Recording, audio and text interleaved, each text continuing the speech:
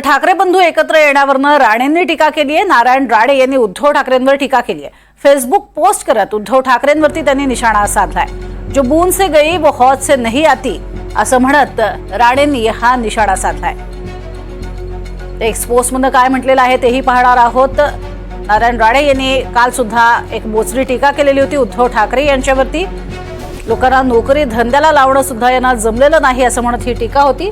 आता ते काय म्हणतात पाहूयात। उद्धव ठाकरे सन्माननीय राजजी ठाकरे यांना भाऊबंदकी या नात्यानं परत या असे म्हणून प्रयत्न करीत आहेत।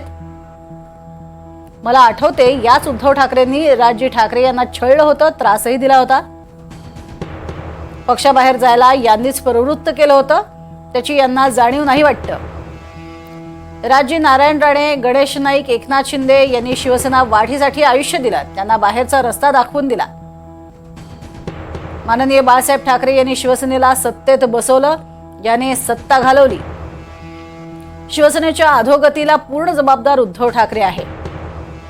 गेलेले परत मिळवण्याची धमक आणि क्षमता उद्धव ठाकरेमध्ये नाही असं म्हणत नारायण राणे यांनी जोरदार टीका केली आहे। जो बूंद से गई वो हौद से नहीं आती असं त्यांनी शेवटी म्हटलंय।